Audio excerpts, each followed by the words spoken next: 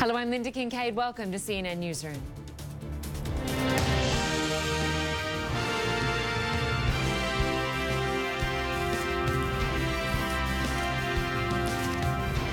The White House National Security Advisor says indictments against 13 Russian nationals show undeniable evidence of Russian interference in the 2016 presidential election. Those indictments were handed down by Special Counsel Robert Mueller on Friday, and it details an operation that worked to support Donald Trump and disparage Hillary Clinton during the 2016 campaign. Mr. Trump has repeatedly said there was no collusion between his campaign and Russia. And the White House has released a statement saying Americans must unite to protect the integrity of elections. Well, CNN's Abby Phillip has more on the White House reaction to the charges. Today, H.R. McMaster, the National Security Advisor, reacted to this in Munich. Take a listen. As you can see with the FBI indictment, the evidence is now really incontrovertible and available in the public domain, whereas in the past, it was difficult to attribute for a couple of reasons. First, technically it was difficult, but then also you didn't want to divulge your intelligence capabilities. But now that this is in the arena of a law enforcement investigation, it's going to be very apparent to everyone. Well, these comments from the president's top national security advisor come after months of President Trump calling this investigation a witch hunt and a hoax. Now, Trump himself responded on social media yesterday to this indictment news. He wrote, the Russia started their anti-U.S. campaign in 2014, long before I announced I would run for president. The results of the election were not impacted. The Trump campaign did nothing wrong. No collusion. The president is right in part of that response in that the efforts did start in 2014, but they heated up in the midst of 2016 when the Russians were instructed to help President Trump and hurt Hillary Clinton, according to these indictment documents. Deputy Attorney General Rod Rosenstein also noted yesterday in his press conference on this issue that these indictment documents specifically do not indicate that there was any witting collusion by Americans, and also that there was no evidence that there was a change to the outcome of the election. However, Robert Mueller's special counsel investigation continues, and we simply do not know what more there is to come. Thanks to Abby Phillip there. Well, the Russian government is dismissing the claims made in the indictments. I spoke to CNN's Matthew Chance a short time ago. He's spoken too soon because the Russians have already denied it multiple times. The Foreign Ministry spokesperson called it absurd that these 13 individuals that have been indicted by the US Justice Department could have been involved in such a massive scam, essentially, to manipulate the US political system. And her boss, the Russian Foreign Minister, Sergei Lavrov, has also issued his reply, basically dismissing the allegations of Russian meddling in the US election. Take a listen. I have no response. You can publish anything, and we see those indictments multiplying, the statements multiplying. And I've also read the statement from Madam Manfra. I believe that is correct. She is the advisor to the Homeland Security head in the US, who denied the reports that any country has influenced the election results. And the same was said by Mike Pence just recently here, or maybe in another European capital. So until we see the facts, everything else is just blabber. So blather, according to the Russian Foreign Minister Sergei Lavrov there. And that's really the traditional response of Russians time and again when they've been asked about and challenged on these attempts by Russia to undermine the US political process. They've simply met it with categorical denial, and they've done the same right now, this time, Lynda. And so, Matthew, what can you tell us about the 13 people named in the indictment, especially the man nicknamed Putin's cook? And are any of them concerned about these accusations? Yes, Yevgeny Prigozhin is the individual you're referring to. He's a Russian oligarch, essentially a businessman, billionaire, very close to the Kremlin. He's called Putin's cook or chef, by the way, because he owns a catering company that has the contract to provide meals and catering services to the Kremlin. But it's just one of a whole network of sort of shady businesses that he has interests in, including private military contractors and, of course, this internet research agency, this so-called troll factory, which was housed in an office block, a pretty bland-looking office block in St. Petersburg. He has actually come out with a statement about this indictment in which he is named along with 12 other individuals.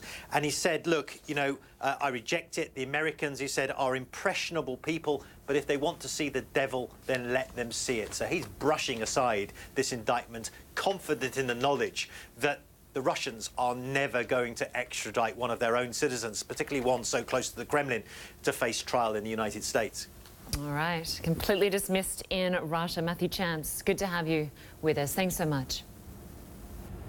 Well, let's dive into these new indictments. CNN legal analyst Joey Jackson joins me now from New York. Great to have you with us, Joey. Let's just look at some of the words within this indictment.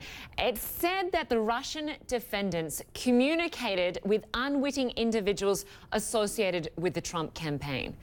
Now, the president, it sounds like, is taking that statement to mean that there is no collusion between the Trump campaign and Russia. What do you make of it? This isn't the end of the investigation, right? It is not, Linda. Good to be with you. So let's unpack this a little bit. There was a press conference yesterday, of course, with the Deputy Attorney General revealing this, and he, too, mentioned the word unwittingly to mean that there was no knowing, which is listed in this indictment, type of cooperation. A conspiracy involving the Trump campaign is not mentioned in this indictment, meaning that there was no knowledge with respect to the people who were involved in this particular indictment, period, as we look at what the charges are and what it involved. You know, there's something else he mentioned, and I'll address that further, but there's something else he mentioned in terms of it not influencing the U.S. election. I think that's perhaps the most irresponsible statement one could make in addition to being ridiculous. The whole indictment talks about this massive scheme involving social media, Facebook, Twitter, setting these accounts up, doing rallies, talking about disparaging Hillary Clinton. I mean, the whole purpose of the operation was to influence the outcome of the election. So what did the Attorney General, the FBI, do? Interview different voters to determine what happened here? So I think that's irresponsible. In addition to that, with regard to unwitting people, we have to be careful about drawing any conclusions from this indictment. Number one, it certainly could be a strategic move on the part of the prosecutor. This deals with Russian nationals and Russian organization exclusively. Now, whether the U.S. ever gets jurisdiction over these individuals or companies or is able to prosecute them is another matter. And for that reason, it's very possible that the special counsel could be dealing with Russia and what they did in one indictment, and then perhaps, potentially, we don't know, the investigation is ongoing, drop another indictment in which they do address whether there was any specific interaction, any specific conspiracy, any specific facilitation of these programs with anyone in Trump's campaign. So I would not draw, Linda, any conclusion from this that there was no collusion, that Trump is cleared, and that the investigation's over. There's much more to come. And Joey, much more to come, no doubt about that. Looking specifically at this indictment, 13 individuals, 3 companies facing charges. What's the likelihood they'll be brought to justice? How do you see this proceeding? You know, I don't think there is. I mean, let's talk about really the magnitude of this. We're talking about our rival foreign power in the world, right? It's the United States and Russia. And we're talking about the fact that they certainly came into this country and they wreaked havoc upon our system, suppressed the black vote as it related to Hillary Clinton by throwing all this information out there that was misinformation, and setting up these accounts and just, you know, having this budget and going on social media, setting up political rallies. So we know they did a lot.